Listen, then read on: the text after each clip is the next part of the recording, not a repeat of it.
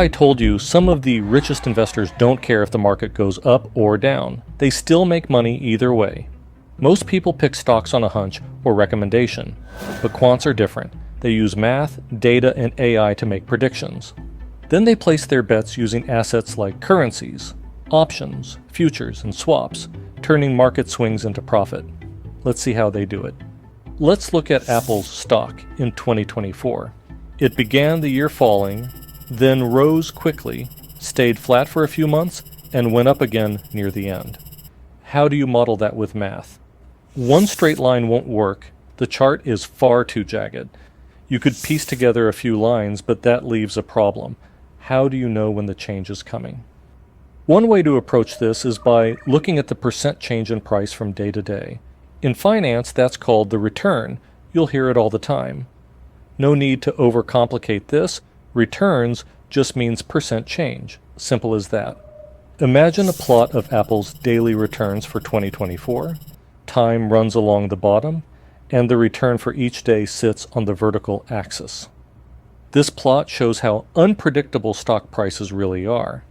Every dot above the time axis is a day Apple went up, every dot below is a down day. A couple things stand out. More days are up than down, and the spread of returns stays fairly consistent over time. Beyond that, though, it seems random.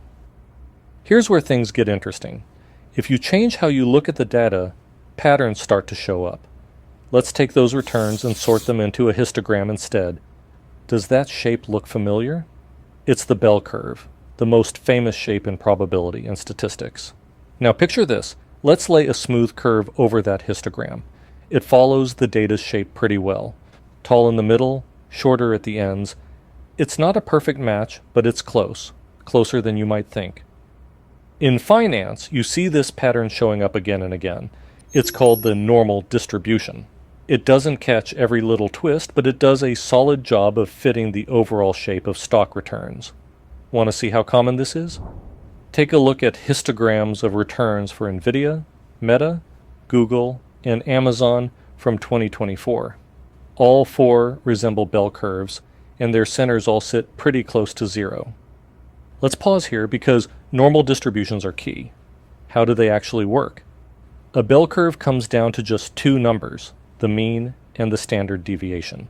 The mean shows us where the center is, and the standard deviation tells us how spread out the values are. In finance, we call the mean the return, and the standard deviation is known as risk.